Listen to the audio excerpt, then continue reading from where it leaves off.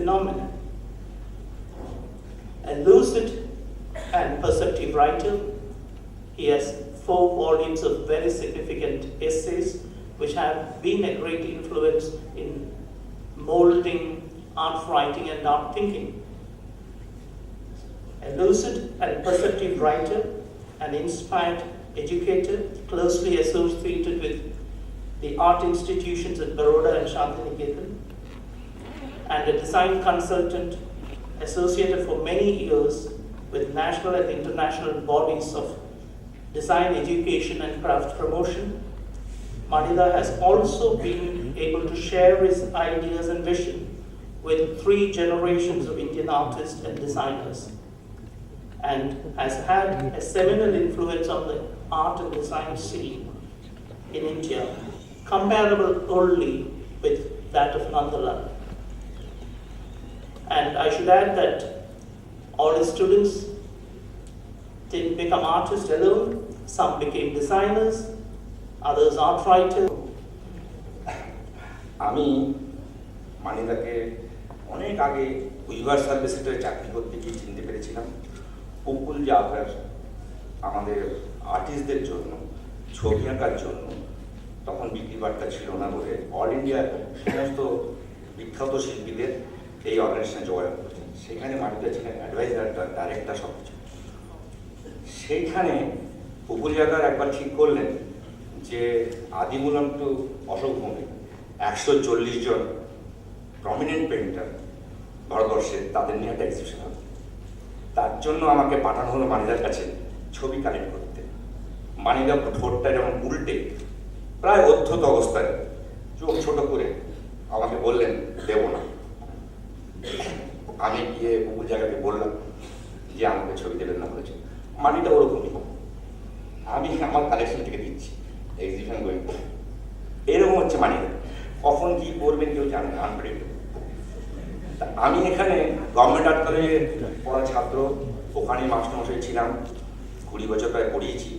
পড়ার পরে যখন আমি এখানে এলাম একটা রিফ্রেশার্স কোর্স করতে, মাইদার সঙ্গে আমার তখন কিছু কিছু কথা হলো। মাইদা বললো আপনার এখানে আসা উচিত। কেন মানিদা? বলছেন যে আপনার সঙ্গে আমার বায়োডাটার কিছু কিছু মিল আছে। আমিও বড়দায় পড়িয়েছি এত বছর, তারপরে শান্তিনিকেতনে এসেছি। অবশ্য আমি ছাত্র ছিলাম এখানে, আপনি গভর্নমেন্ট আর্ট কলেজে, শিক্ষার পদ্ধতিটা আলাদা ছিল এবং আসলে ভালো হয়। তারপরে প্রায় 2-3 ঘন্টা আড্ডা মারছি সব সময়, রোজ এসে গাছটার মধ্যে গাছতলায় বসেছি। এই কথা শোনার পরে আমার কিরকম একটা যেন মানে পরিবর্তন হয়ে গেল বলা যায়। এরকম একটা বিজ্ঞাপন বেরোলো সেই সময়, সেই বিজ্ঞাপনে মানিদা বললো এটাকে আপনি অ্যাপ্লাই করবেন। আমি বললাম যে না, আমার কলকাতায় তো আমি বড় হয়েছি, কলকাতায় সত্যজিৎ, ঋত্বিক এসব জায়গায় ছেড়ে চলে আসবো। তখন বলছে যে না, শেষ মুহূর্তে উনি বললেন যে আপনি অ্যাপ্লাই করুন, এখানে আসুন, ভালো হবে। তারপরে একদিন আমাকে বলছেন, আমি যখন চাকরিটা পেয়ে গেছি এবং 2 বছরের লিভ নিয়ে এসেছিলাম আমি চলে যাব, তা মানিদা তখন মানে অনেক কারণে চলে যাচ্ছেন এখান থেকে বড়দায়। তা আমাকে বললেন যে আমি যখন লিএন পিরিয়ডের মধ্যে আমি চলে যাবো, মানে মনে এখনো শেষ হয়নি। মাইদা বললেন যে শান্তিনিকেতন সম্বন্ধে এইটুকু বললেন যে it have some spirituality, somebody touch, I hope you will touch, you must stay here. এই কথাটা শোনার পরে আমি বাড়ি থেকে স্ট্রেট বললাম যে আমার আর যাওয়া হচ্ছে না। আমি জীবনে কোনো মহাপুরুষ সামনে থেকে দেখিনি, কিন্তু এইভাবে শান্তিনিকেতনকে আমার চেহারা মানিদা না থাকলে হতো না। এবং কলকাতায় বসে আমার ছবি সব আরমান ছবির সঙ্গে যাচ্ছিল। পৃথিবীর সমস্ত দেশে ঘোরার অভিজ্ঞতা থেকে, মিউজিয়াম থেকে, এক্সিবিশন থেকে, কালেকশন থেকে আমার নিজের ছবি আমার নিজের কালেকশন হয়েছে। কিন্তু মানিদাকে দেখার পরে আমি প্রথম ঠিক করলাম যে আমরা পুরোপুরি বড় আর্ট করছি। সেই সময় মানিদার কাছ থেকে অনেক কিছু আমি শুনেছি।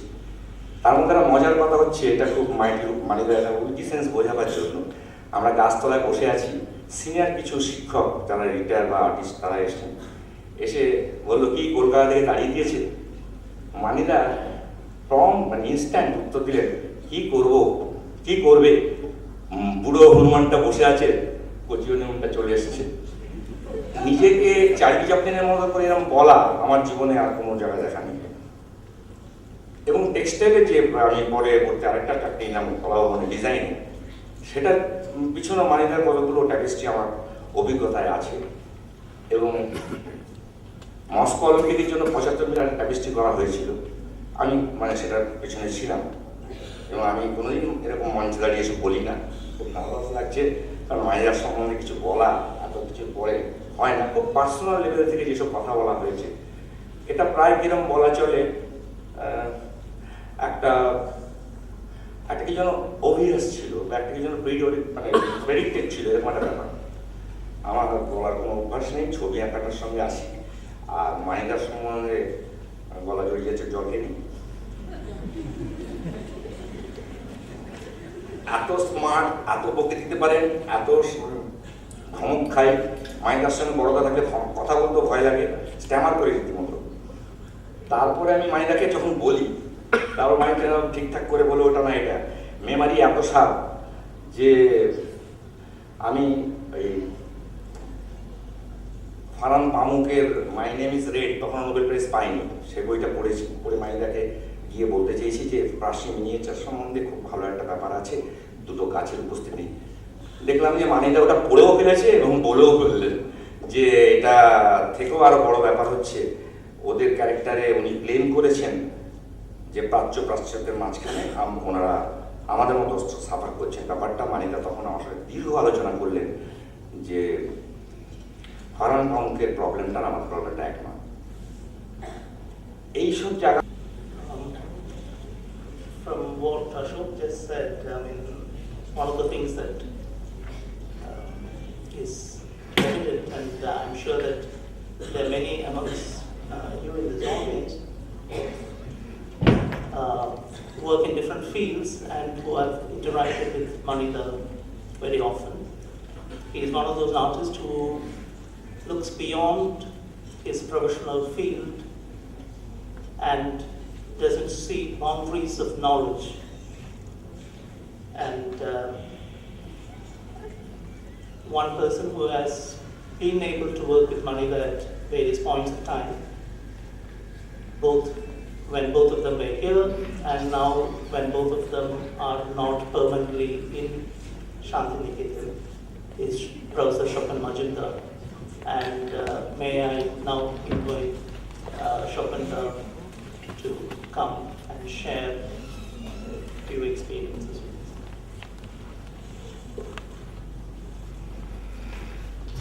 It's always a pleasure to speak about Manida. I have already done so a number of times, but now when I was approached once again, I couldn't say no. But I know that it is almost impossible to give a glimpse of Manida's personality. In fact, I am reminded of Kalidasa. That Kalidasa, who was ever ebullient with words, in one of his poems, I mean the epic poems, he referred to the Himalaya only as residing in the north with no other connotation. Now when I asked my teacher, Professor Sushil Kumar De, he said that Kalidasa was reversing himself.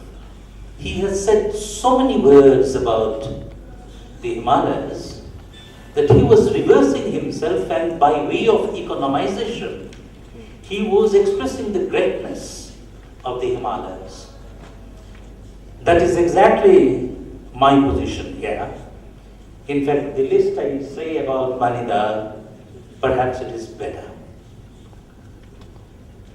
And I have observed for many years Manida from distance in the precincts of Kala Bhavan, when he used to talk with his friends Riten Mojumdar, Somnath Thor, Nonigopal Das, Ghosh.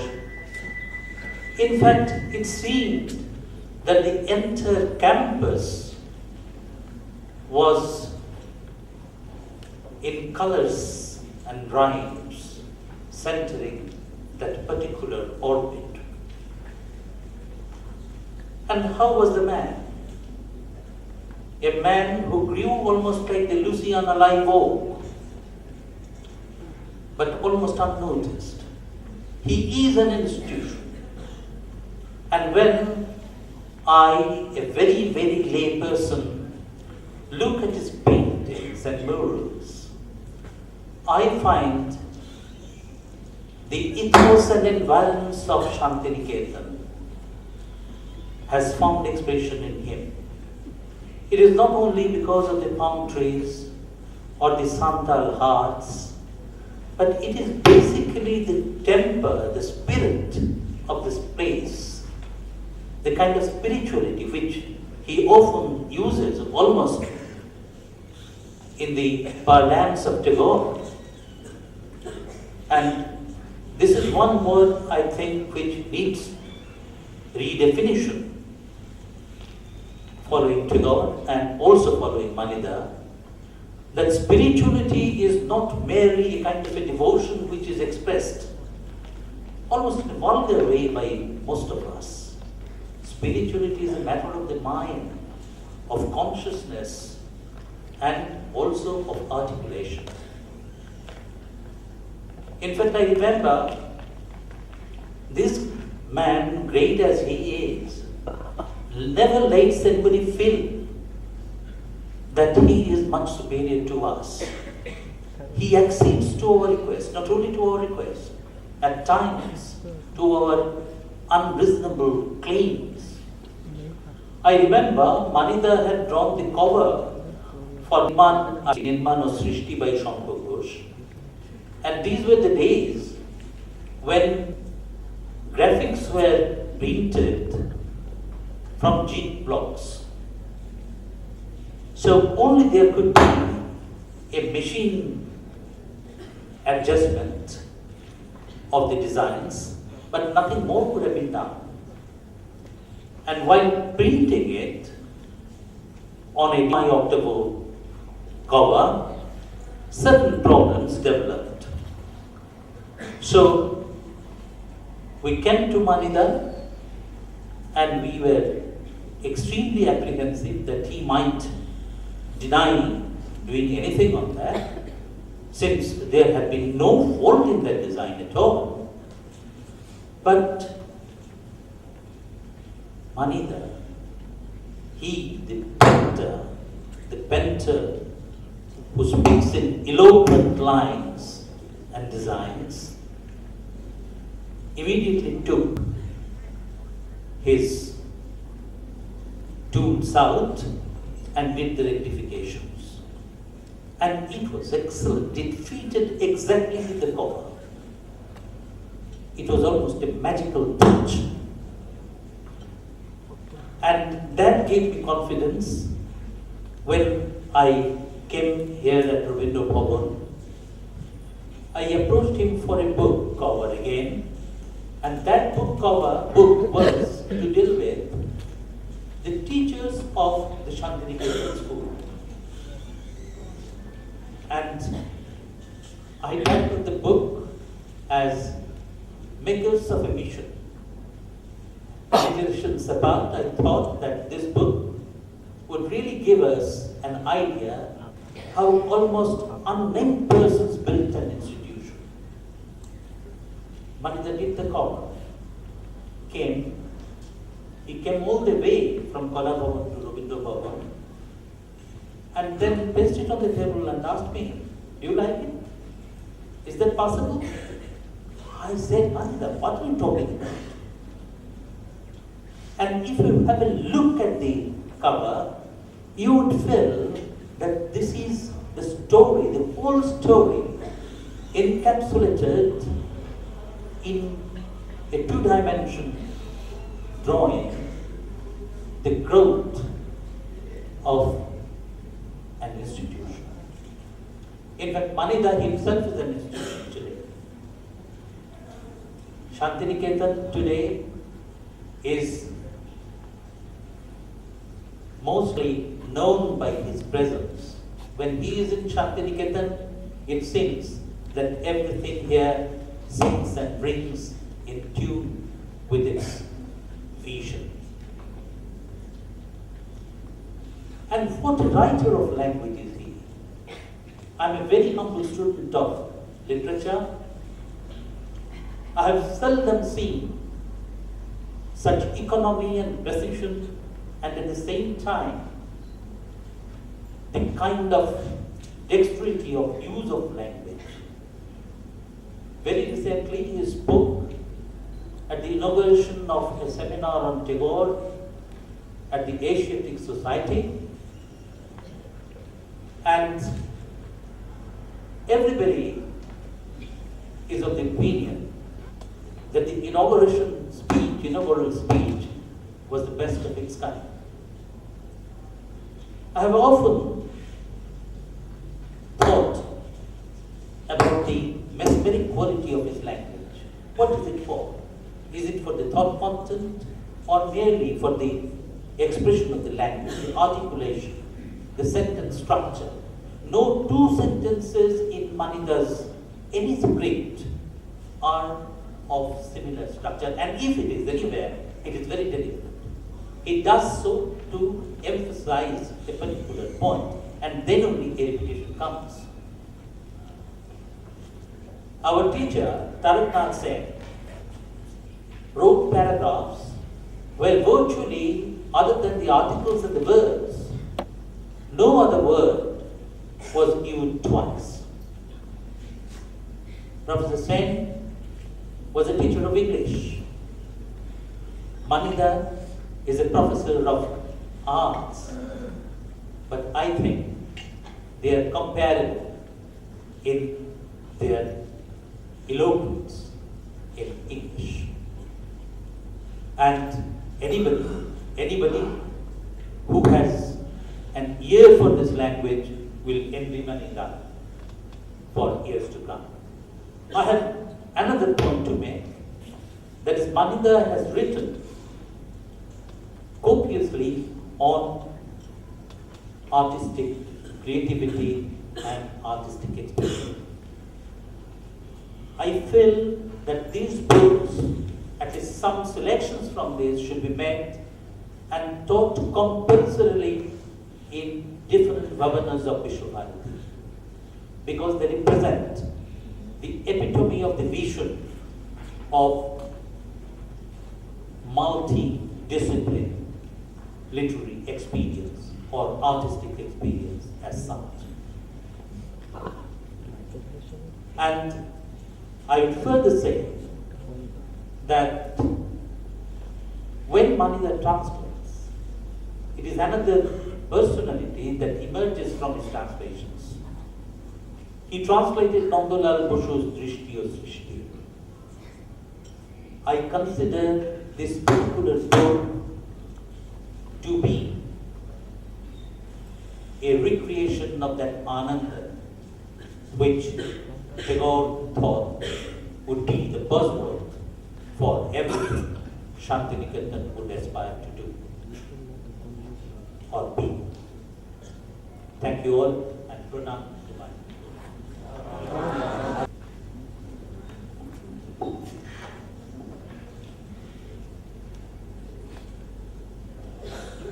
Believing as in his paintings, but also in his writing. And his presence definitely makes a big change to the place. In the early 80s, when he came to Shantiniketan, a journalist asked Jyoti Bhatt, who was one of his colleagues in Baroda and one of his early students, which institution do you think is the best art institution in India? So Jyoti Bhatt apparently told this person, well, till a few weeks back it was Baroda, now it's Shantiniketan. because Professor Subramanian was here and now he's in Shantiniketan. So obviously his presence do make a big change to the campus. And we have been fortunate in having him for last 30 years on this campus. And the other thing that Shopendra mentioned, his interest, his images of nature which comes into his paintings. He had a big interest in the larger craft scene of India and the craft cultures and folk lives and village life of India, and this influenced and inspired some of his students to document them, including Jyoti Bhatt.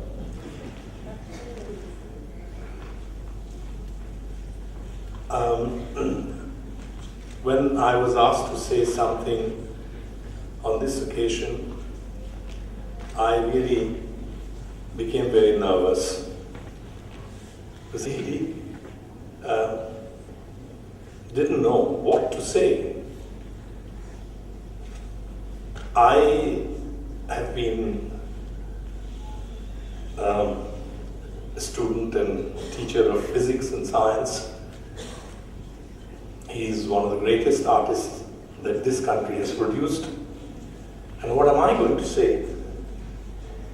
Then I was asked to say a few things about my personal interactions with him, and I consider myself to be one of those fortunate people who have come to know Manida for some reason. In my case, it was through my wife,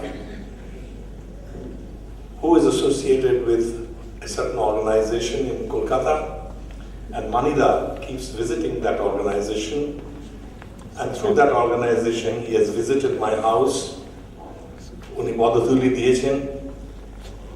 I feel grateful, and every time we have met, he has smiled at me and almost like a son. That gives me some courage to say a few things. First of all, let me say that there was a time here when many of us were very perturbed and disturbed and disgusted by the rapid urbanization of Shantiniketan, and we felt that unless that was stopped, that juggernaut was stopped, this place would simply disappear. And we even went to court with public interest litigations, and we went from house to house and from person to person asking for their support. And of course we went to Manida. Let me first say that he obliged. But he also pointed out to us, if you would remember Manida, certain limitations in our approach. At that time, the slogan was Khwai Macha. And the entire petition was written only from that point of view. But Manida pointed it out to me. He said, Ami shoi korchi, but this will not succeed. You have to widen it to a much larger issue. That was done later on, and I dare say that those campaigns, with support from persons like Manida and others, his friend Riten Majumdar, many others, that has succeeded. That kind of urbanization has not been repeated, but that the threat still looms. So, publicly, Manida, I want to express my and all of our gratitude to you for the support you gave us to save or try and save this great institution. Friends, this has been too long a session. It's almost like hearing a very long obituary of a kind. Anyway, it is not that I am unhappy. In fact, your decision to felicitate me on the occasion of this important seminar gives me real pleasure. And especially so as this is happening in the institution I came to as an eager pilgrim 68 years ago, partly by the force of circumstances, as Sivakumar has already told you, partly by individual choice. The organizations of this study circle gave me an oblique hint that I may like, or you may like to hear the story of how it came to be. I'll tell you the story in short. If you find the story boring and commonplace, they will bear part of the blame. In 1942, I was studying at the Presidency College, Madras, for an honors degree in economics. As you all know, 1942 was a fateful year. It was the year Mahatma Gandhi chose to make a final bid to lead this country towards independence and launched the Quit India movement. And like many young people of that time, I too was drawn into it. And like some of them, found myself in prison, where I spent 6 months as a political prisoner. It was an interesting experience. On one side of me, I had the highly informed and enthusiastic youth from the academia who dreamed of rebuilding the world, and on another, ground level operators who would had ambitions to wield political power, which set you thinking, whose company will you gainfully keep if you had the choice? When I came out of prison, there was a 3-year ban on my entering any government institution to pursue studies. I considered it a godsend. I was looking solely for a break. I was getting tired of economics, especially that kind that was more concerned with market forces than men. And in between, there was another development. I had started to draw and paint with gusto. I had a talent for this from my early years. Some examples of these came to the notice of Devi Prasad Rai Chaudhary, then principal of the Madras School of Arts and Crafts, by accident. Impulsive man, he sent for me and tried to impress upon me that I was in the wrong place. Art was what I was built for, not economics. This unexpected advice played a big role in my rethinking my vocation later. With the 3-year ban in force, Devi Prasad Babu could not have entertained me in his institution. Nor was I anxious to go there or any government art school. For I had already lost my heart to an unconventional educational center Rabindranath Tagore was reportedly setting up in Shantiniketan.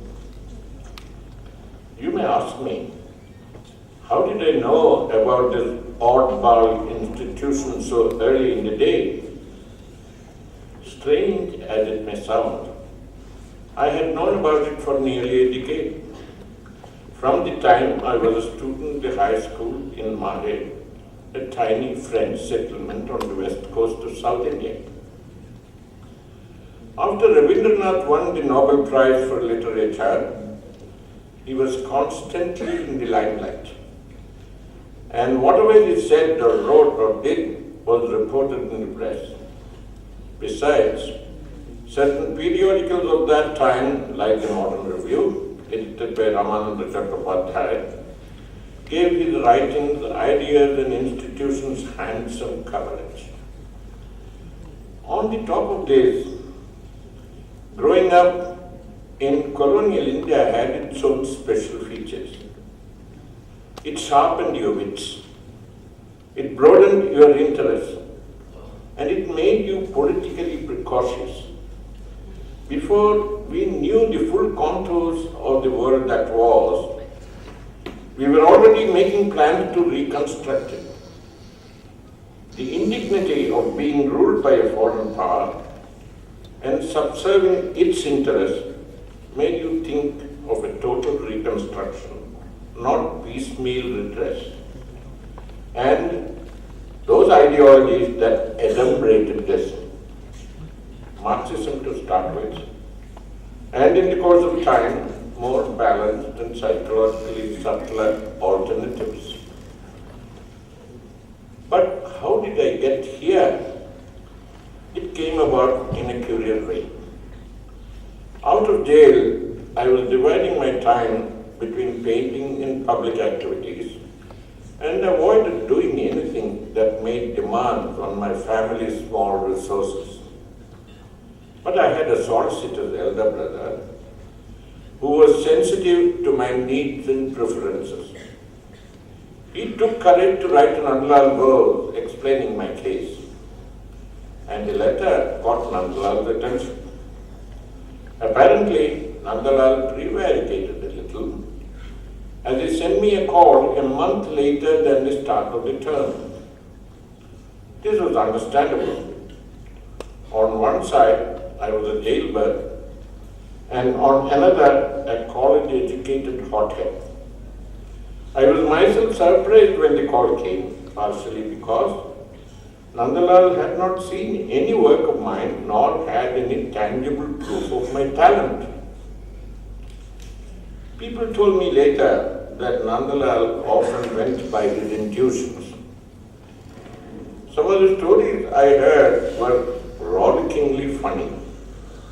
For instance, one I had heard from Dhirendra Krishna Burman, a young artist who had already done a year in the Government College of Arts and Crafts, Calcutta, wanted to join Kalabhavan. And Nandalal asked him why he wanted to change his boards in the middle. The young man apparently told him that in the Calcutta Art School, he was oppressed by a strange feeling in the afternoons when the crows sat on the crossbars and cried. This apparently impressed Nandalal. He thought the young man had a very sensitive mind and gave him a chance.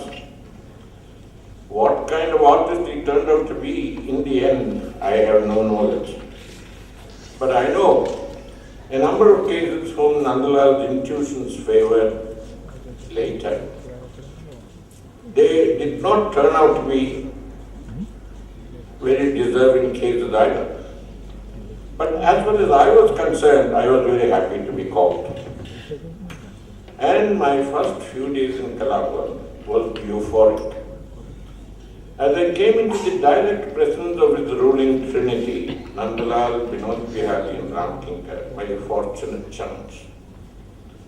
All the other teachers and the senior students of the institution had gone to Bombay to present the Tagore play.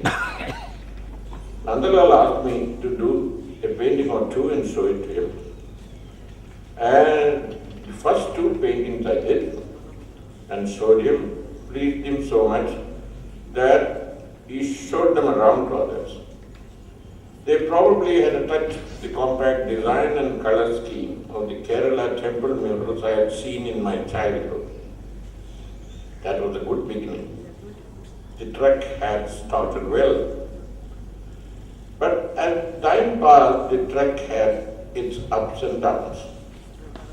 My questioning self came up to the surface now and again. This persistent trait in the Indian has been written about one of your leading academics and intellectuals in his celebrated book, The Argumentative Indian. And among the argumentative Indians, those from Kerala can prove to be the most stubborn. However, I was civil enough. I was never vociferously argumentative, but my work wandered and questioned. I did not do things I did not feel an inner need for, and did a lot of things I felt a strong compulsion for. That Nandalal let me do whatever I wanted, even in contravention of the prescribed programs, is a tribute to his generosity, which kind of generosity is quite rare even in today's liberal-minded world. This liberality and open-mindedness is, I presume, central to Rabindranath's ideas on education. One part of education is concerned with transferring to the new generation of youth the knowledge and skills its predecessors had accumulated or improvised. But there is another part, and no negligible part, whose main concern is the opening up of the new minds and motivating them to rediscover and reinterpret the world, innovate new skills and techniques, unlock new horizons of experience, and if needed, turn one's back on certain areas of knowledge and skills that have become obsolete. Now, we all know that in the last few decades, the rate of such obsolescence is remarkably rapid. So today, an open and innovative mind is as important as an informed mind, and this openness is of signal importance. There is a well-known saying in Sanskrit, Sa Vidyaya Vimukte, which the Pandits will normally translate education liberates. It certainly does and should. But if one does a little deeper, it means that real education is what opens up your mind and makes you creative. I know creativity has been talked about all the last 2 days. Creativity is certainly a much used and abused word these days. People do talk about creative art and creative writing. Here, it goes to signify that kind of art or writing that is individually motivated, not what answers an external demand.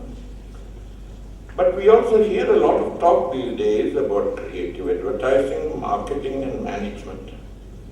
The first two meaning what takes a client or a consumer by surprise. The third, what is resilient and dynamic enough to readjust to changing situations. But is that all what we mean by creativity? Perhaps not. Basically, creativity means growth. The inner works within a growing organism. But this growth often goes beyond its self-supportive nucleus, benefits from helpful factors, triumphs over adverse ones. Here, creativity is threaded with a survival instinct. But we know today that our world has evolved from simple forms to the more complex, from the functionally simple to the functionally elaborate, from hamburger to the human being. Here, creativity holds within it an ambition to exceed itself, to go beyond its brief, even try to get into touch with a larger reality it does not yet have a clear conception of. I have a feeling that Rabindranath's concept of creativity visualizes this expansion, this burgeoning force, which poets like him sense with their field of intuition.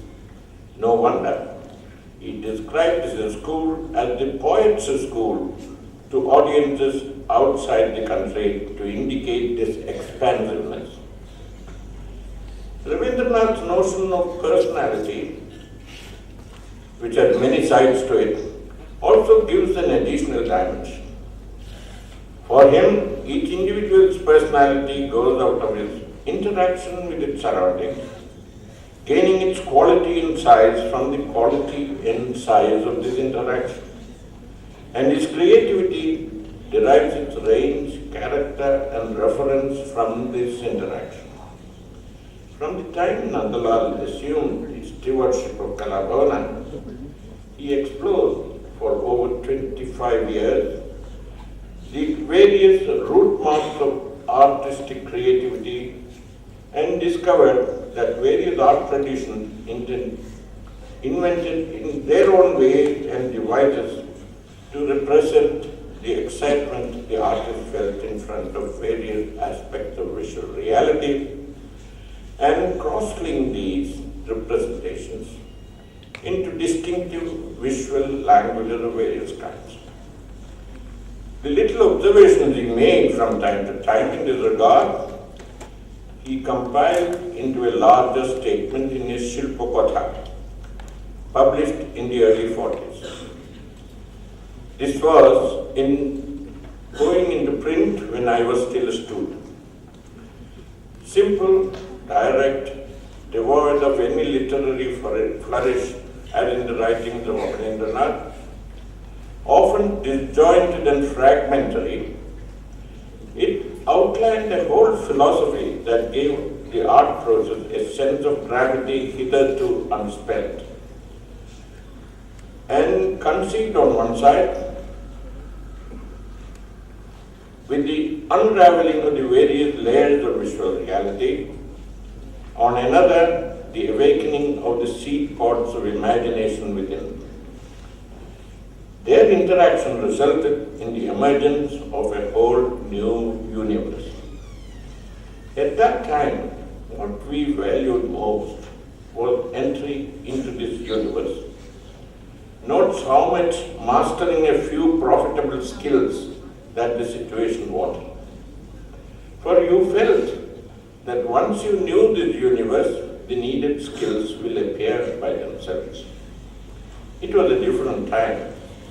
At that time, our main concern was with being initiated into this process than with acquiring technical expertise and worldly reputation and success. The main focus was in meeting your inner demands than earning external approbation. The habit has stuck. Even if some people consider my work worthy of the latter, and you are honoring me for that sake, what gives me the greatest pleasure is that little nod from within after I do a satisfactory work. A few days ago, an art promoter was here with a proposal to do a publication on the 2 site-specific murals I have done in Kalabhavana recently. What surprised him most is that I did them for my own pleasure, that they were not commissioned and paid for. I had to tell him that most of the celebrated works in this place fall into that category. Surely, most artists who matter do what they do for their own pleasure, whether they are paid for them or not.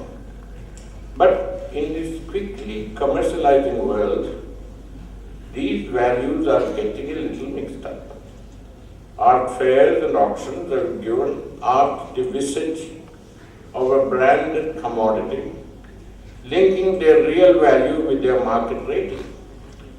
But I had 3 role models who were quite happy with their creative privacy: Nandalal, Vinod Bihari and Ramkinka. Though they conform to 3 different tribes, I have tried to write about it in some place. Nandalal conformed to the image of a craftsman saint of medieval India, Vinod Bihari to that of a Taoist monk, and Ramkinka to that of a Baul who was mad with his excitement with the facts of the earth. And this institution educated you in many ways. At a certain level, it built for you little cubicles of private response to nature. At another, it gave you the chance of breaking out of this into public response. Rabindranath, with his multifaceted talent, was a great exemplar. He could croon a lyric, he could sing an anthem, he could lead a chorus, he could make out of each a great celebration. This swelling forth provided you a banking of resources that encouraged forward thinking. Educationists who taught in terms of measurable triumphs and achievements did not always gauge the full implications of Rabindranath's thinking. They thought it was too visionary. Visionary it certainly was, but it was visionary in a sense modern educational thinking will appreciate. At one time, when the world was not such a mixed up place, and there were certain continuities in social structures and patterns of living, education was mainly concerned with protecting these continuities and marginally extending them or improving their functions. But we are now living in a world that is losing these continuities and changing its ground, and for that reason has to rediscover and redesign its merits. Namely, man's relationship with nature, man's relationship with development, and man's understanding of his inner essence and destiny.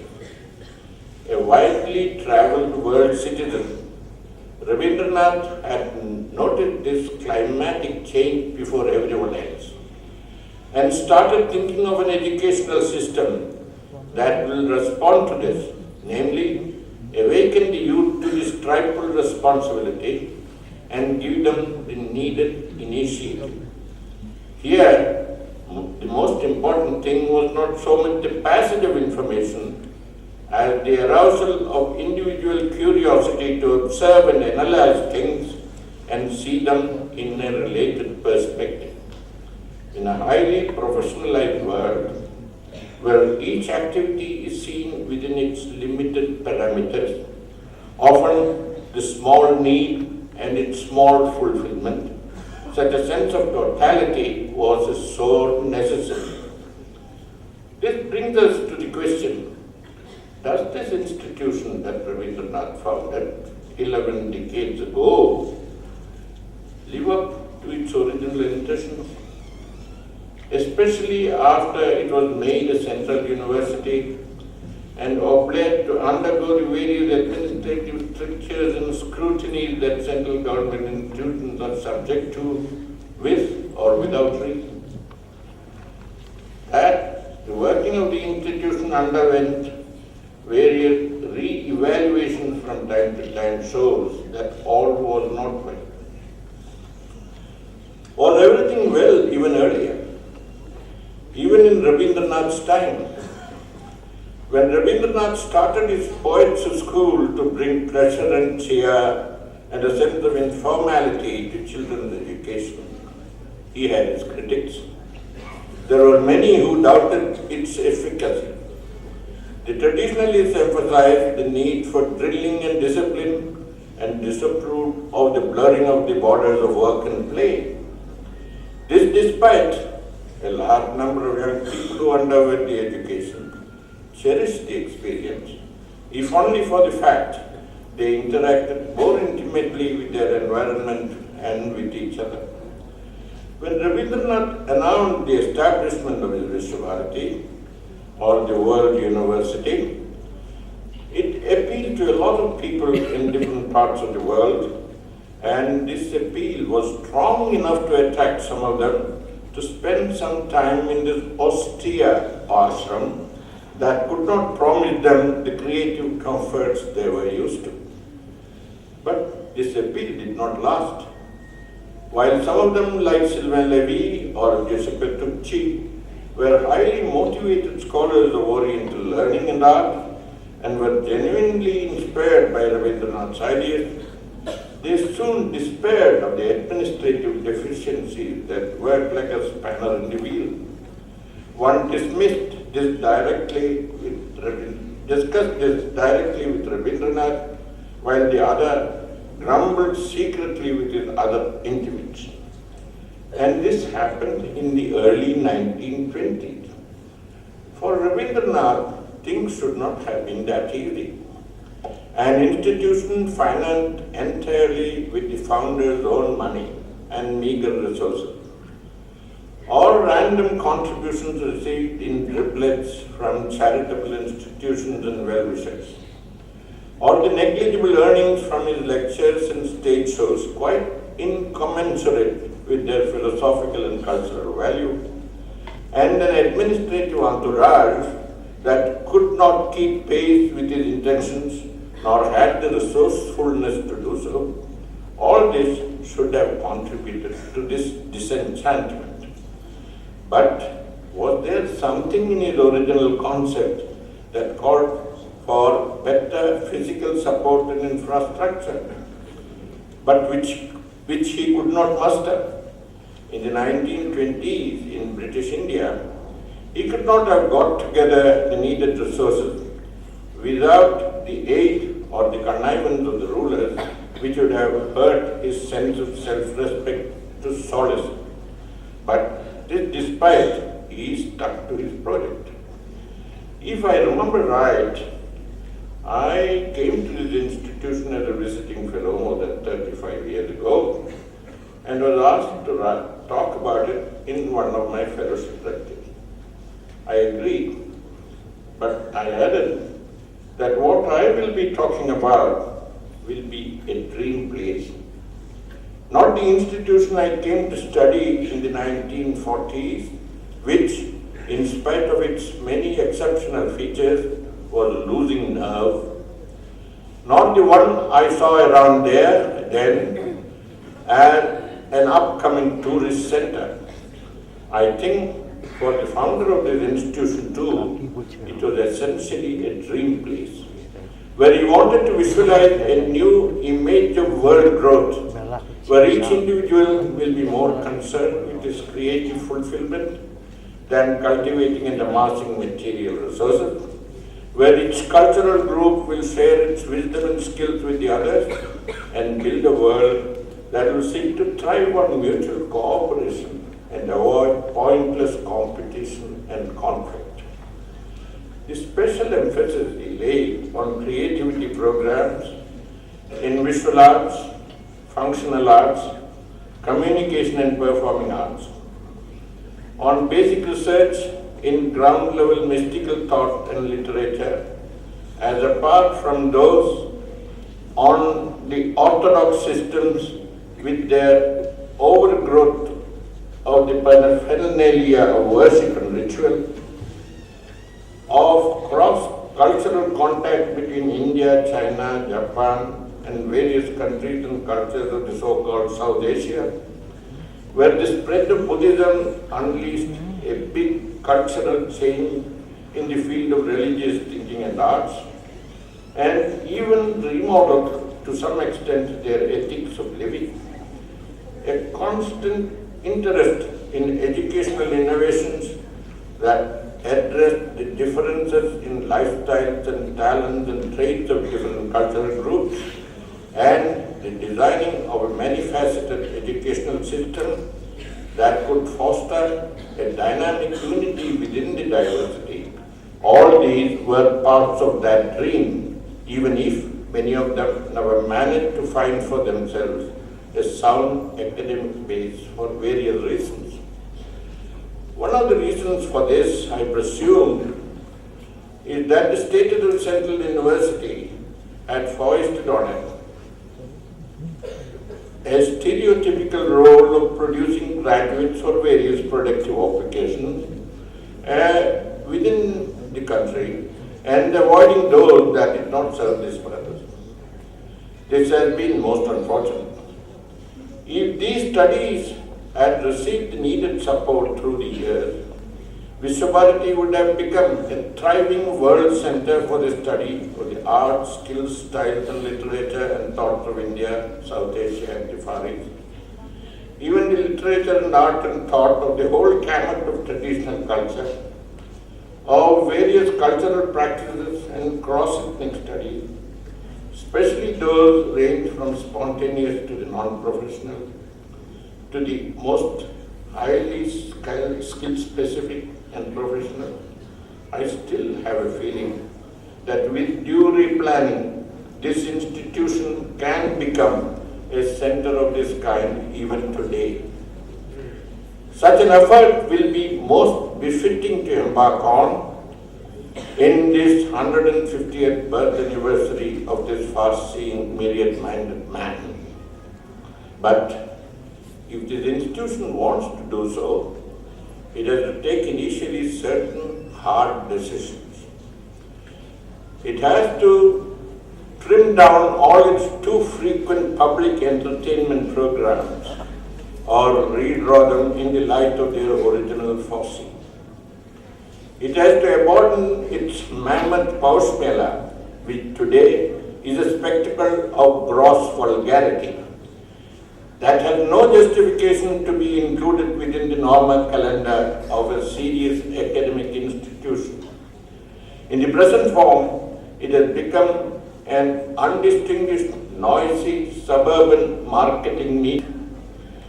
It may be included, if at all, if it changes its character to the yearly cultural festival for 3 colorful days that showcases various aspects of this country's creativity and demonstrates to a culture-intent public their authentic speciality. Thank you very much. Sadhu. Felicitated. Once again, thank you Manida, thank you Shinta. Now there's a slight delay in our proceedings and we would crave your indulgence for half an hour to get the stage on order.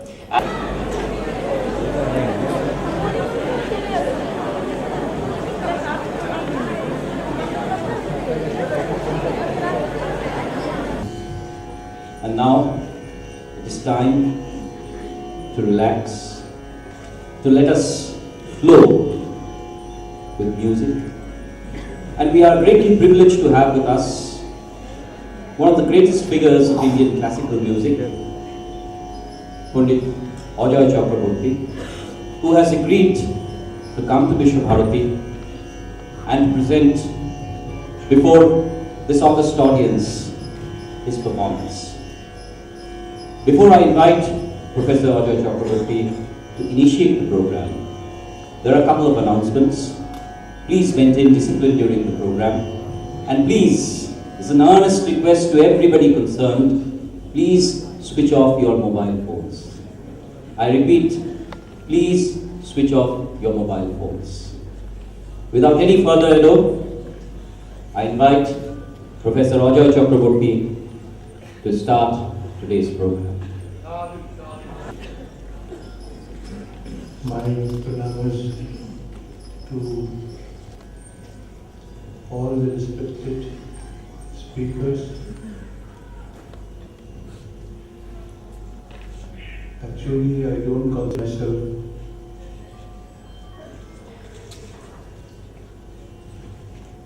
a Pandit or successful musician of the country. I always considered myself a small Chinese student of Indian music. And this is a memorable day in my life because for the first time I had the opportunity to come to Visva-Bharati here. And this is my 60th year, and I remember this day throughout my life that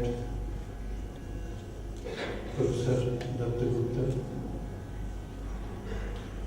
is like my most respected brother. He has given me this opportunity to come here and to pay my respect and homage and pranams to Gurudev Rabindranath Tagore, because I don't don't consider that he is not alive. He is always with us, and he will be always with us.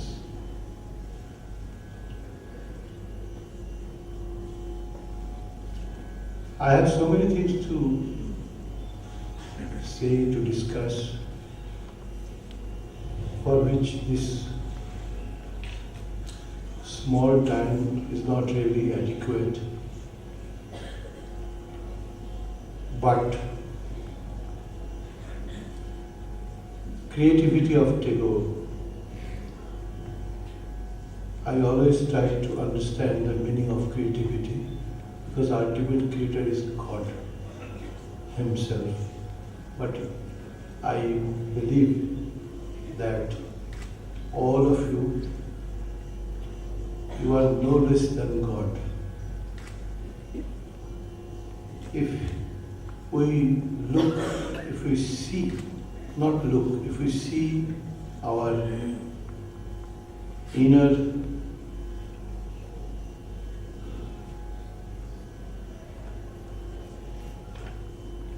existence, and if we try to awakening of inner vision, we can see a very huge sky where everything is possible. If we just want to see our mind, that what's happening in Toliganj, I can see just now. But if we look, I can see this unique auditorium and all of you. So this inner awakening, I believe that, and I know that Gurudev wanted to teach us that how to see our own existence, what's happening in our life, what happened throughout today. And these 2 days was so beautifully managed, organized, in such a unique seminar. I will always remember. Only one thing, through which we start our meditation, our puja, is Bang me manasi pratishtita, mano me vaji pratishtitam, om aviravir maiti. Vedisya manishta shrutan me ma prahasirena nidhin ahoratram samdadhani jitan vadishyami sattang vadishyami. We pray to Almighty that we should connect our saying with our mind. Whatever we are thinking, we should speak, and whatever we are speaking, everything should be connected with our mind, which is the most difficult part in our life. So, this Vedic hymn is started by Visva-Bharati of our country, for which I believe our country is still the richest country in the world, because we have the power of love, belief, respect, surrender. However, today, for me, I am a tiny person. I don't know it. I am just a student. The creation, what I could understand, firstly, for Visva-Bharati, I expressed my willingness to our Honorable Vice Chancellor that I would love to come and to share my ideas, what I have seen in my life, what I have experienced, what I could conceive, and God has given me the opportunity to make an institution called Shrutinandan, SHRUTINANDAN, DAN. 12 letters are 12 notes. And within these 12 notes, the whole music of the world is written. Other than these 12 notes, and intermediate frequencies, what we call Shruti, we have nothing in the field of music throughout the world. And these notes, how we can understand 12 notes? First thing. Second thing, how we can use the intermediate frequencies. Second. Third, the basic rhythmic sense, what we have in our pulse beat and heartbeat. This is not a subject to write down and to learn. It's subject to see ourselves, to look at our knowledge of experiencing the beats, the regular beats. If these beats are irregular, we are immediately hospitalized. So basic conception of tala and laya, this second. Third. Fourth, the value of lyric. Fifth, how to maintain our voice. And what is the difference between swar and sur? Swar, we know Saragama Padani. But in singing, these swaras are not used like A, B, C, D, E, F, G, H, I, J, K, L, M, N, O. We cannot make a word. So correct use of all the notes and how we can develop our sense of improvisation. These are the basic things for which no scientific process is available in our country. We are all based on Guru Shishya Parampara, which is the best way to learn music. But after learning, the time comes when you will have to think yourself that how we can develop. In that direction, God has given me a chance to make an institution called Shruti Nandan. The other meaning of Shruti Nandan is Indian music. Shruti Nandan, beauty. Shruti means listening. So, I shall sing tonight. It is also composed by Chaitanya Mahaprabhu and Gurudev Rabindranath Tagore.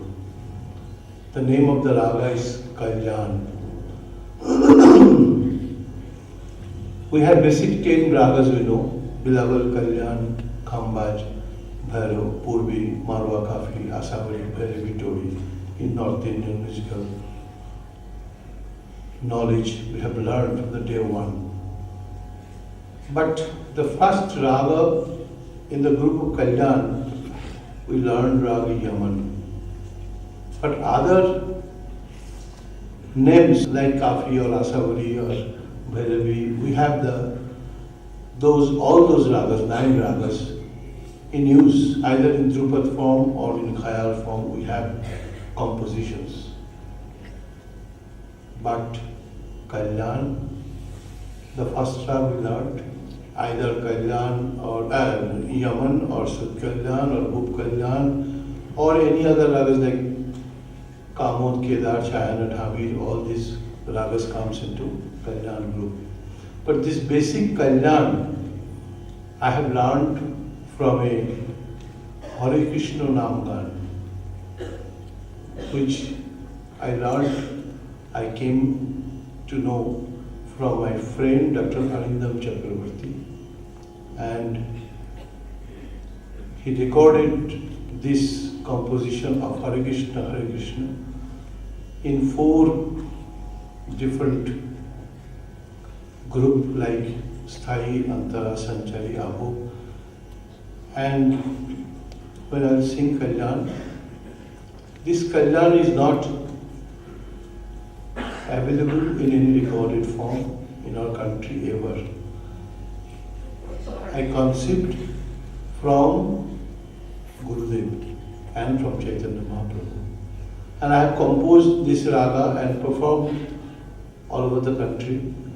Even Before 12 days I performed in front of Pandit Ravi Shankarji in Delhi, and he was so surprised to know that how I could conceive this rag. All credit goes to all the gurus, but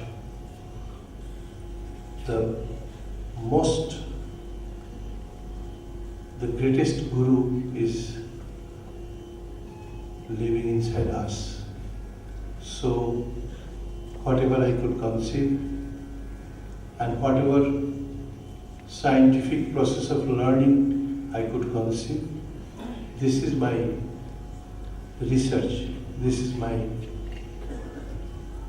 work, what I could conceive in my life through realization and through learning and through all the people all over. Each of them is my guru. I've learned so many things from everywhere, everybody. Now, with me, Gaurav Chatterjee on harmonium, Indranil Bhaduri, they are like my son. He is on tabla. He is the student of Pandit Sanjay Mukherjee. Gaurav is a good vocalist. And one of my elder son, Sri Amal Chatterjee. We are all here, and maybe roughly 1 hour I have time, because from yesterday I am very concerned about the time. Otherwise, God save me that Governor is not here today, because Shushantina is here. Please accept my pranams to all of you, Professor Sinha, and all the seniors, and they are like my teacher. They are the source of enlightenment in my life. My pranams to all of you, and all the souls of all of you here. Please accept my pranams. Rag Kalyan.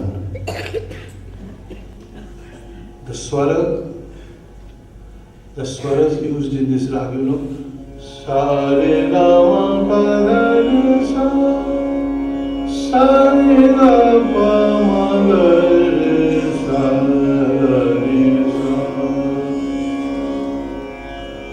Now, immediately when you sing this yaman, everybody thinks that ne re ga. This is yaman. Or sa re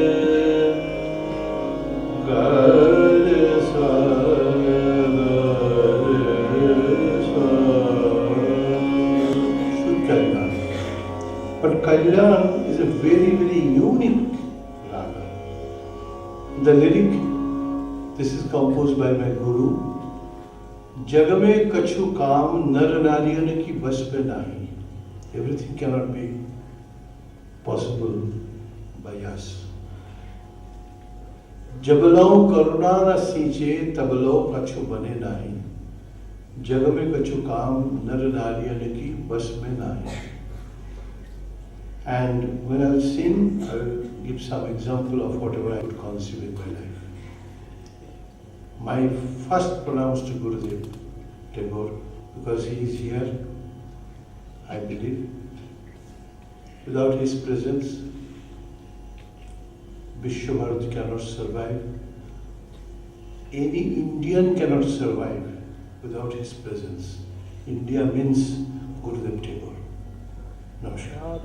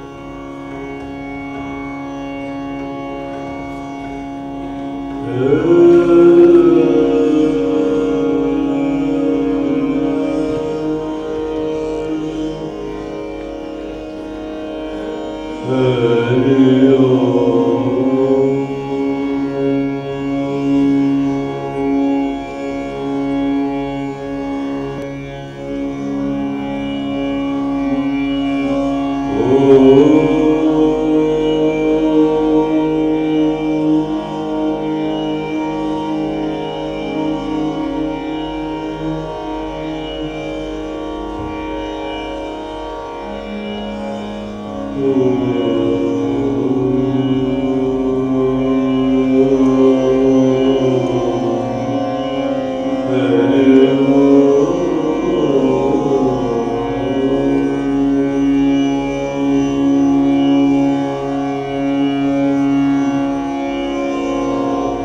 will start with the Hare Krishna.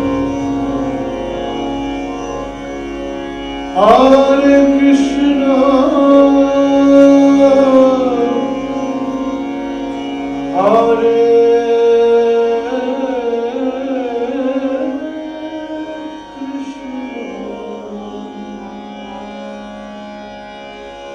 Krishna Krishna, Hare Hare, Hare Rama, Hare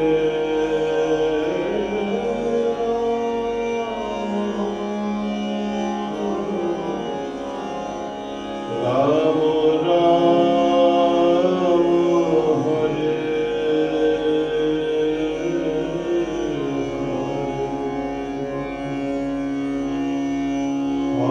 Hare Krishna, Krishna Krishna, Hare Hare, Hare Rama, Hare Hare Krishna, Krishna Krishna, Hare Hare, Hare Rama, Hare Rama,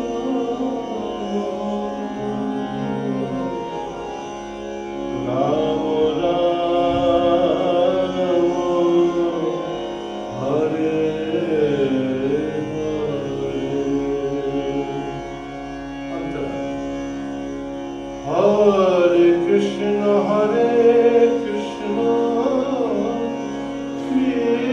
Krishna Krishna,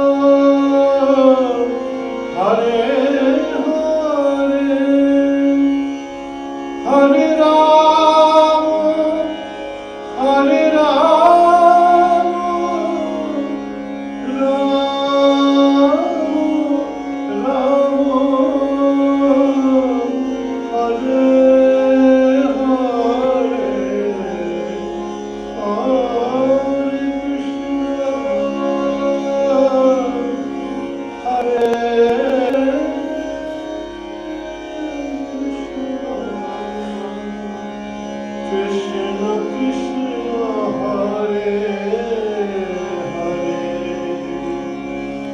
Hare Rama, Hare Rama, Rama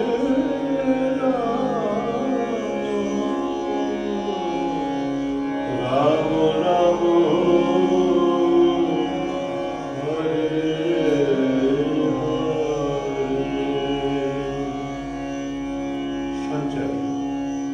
Hare Krishna,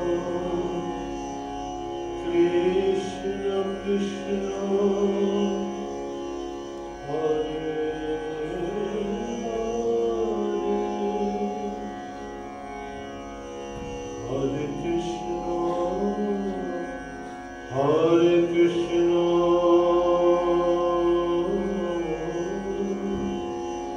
Krishna Krishna,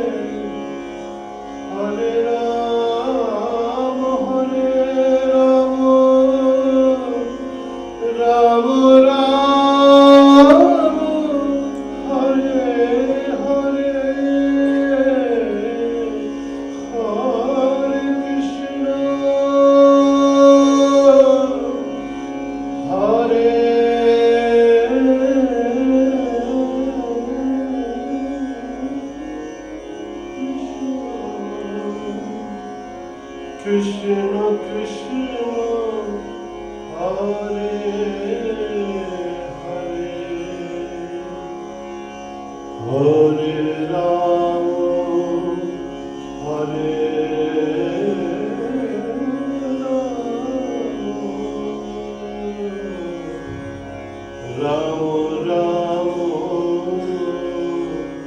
Hare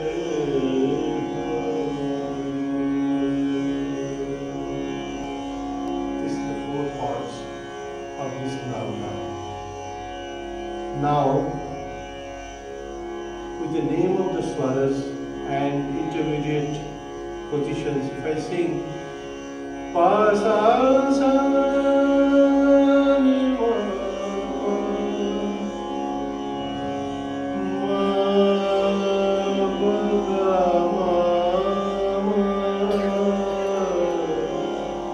re ga ga ma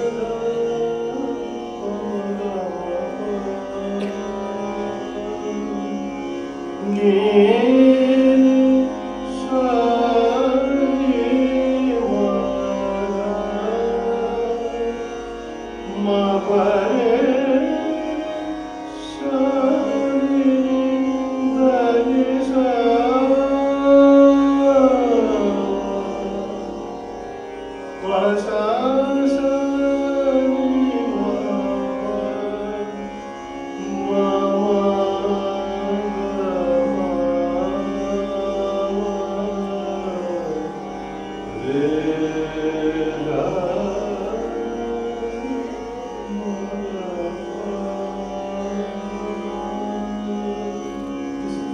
Identically same composition, same raga Kalyan, or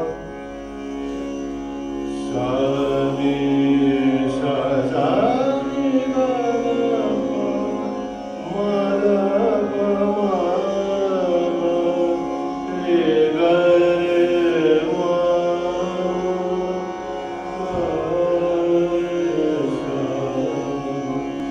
sa re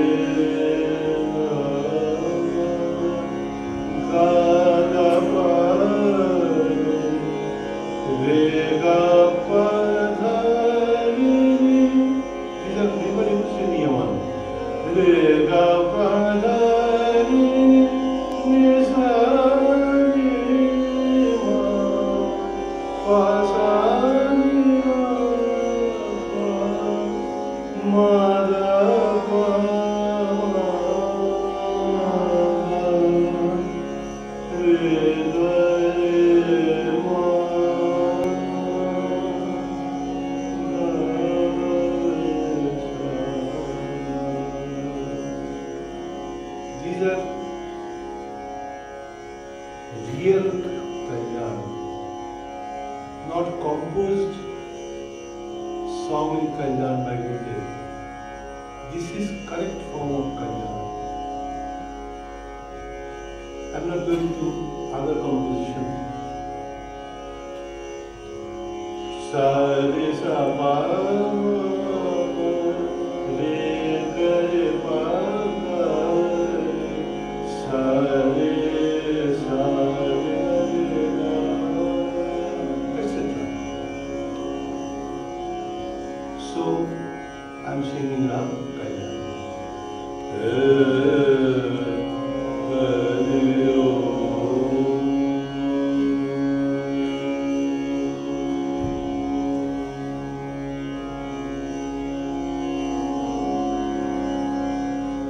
Normally so-called classical musicians like us, I think, because the time has come to say the truth, we are really responsible to unpopular classical music by paying disregard to the listeners and not saying the lyric correctly or not understanding the meaning of the lyric. The time has come when Gurudev song should be taught to all classical musics all over the country to educate us how the feeling starts coming when you pronounce the lyric correctly and understand the meaning.